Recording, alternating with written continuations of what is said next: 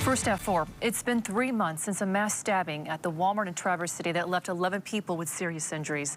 The man charged in that case, Bradford Gilly, is at the Center for Forensic Psychiatry near Ann Arbor. Now, Gilly spoke with Target 8 investigator Ken Kolker as part of our investigation into the state's mental health system. Ken joins us now, and I'm interested in this from a lot of standpoints, but first of all, how did it come to be that you had this conversation with Gilly? Well, it really started months ago when we first started looking into the state's mental health system, which I've got to say works for most, works for many. But police often complain that the system is broken, sometimes leaving them to deal with those who need the most help, sometimes with encounters that end violently.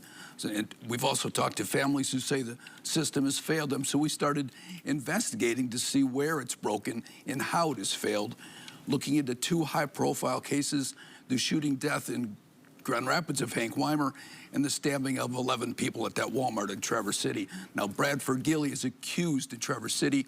Both these men had long histories of mental illness. So we interviewed Gilly by phone from the Center for Forensic Psychiatry near Ann Arbor, where doctors are trying to return him to competency for trial. And you spoke to him. Gilly, what did he have to say? We spoke to him twice.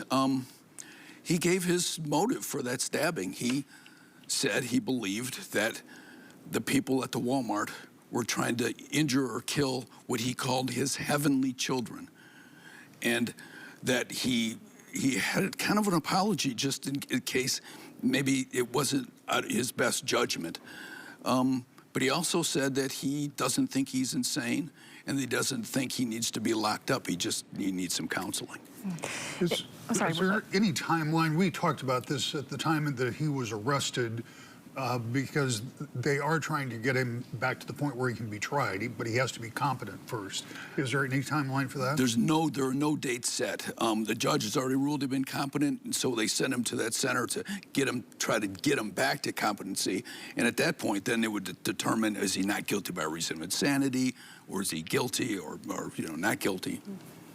And Ken, in that video that we were watching earlier, just moments ago, a history with police, several encounters with police, and he spoke to his mom about that. Right, we got the body cam video from Petoskey Police of the 2 encounters he had with them 2 days before this incident, both the times on the sidewalk, sleeping on a sidewalk.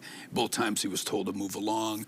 The next day, police got a petition to have him involuntarily committed, but by that time he was gone, and the day after that is what happened in Traverse City. So we'll have that interview with Gilly tonight at 6, that full interview, and then tomorrow at 7 we have a 1-hour special called Tormented Minds, Broken System that takes a deep dive into the system. Good, Ken, we'll look forward to that. Thank you. Thank you.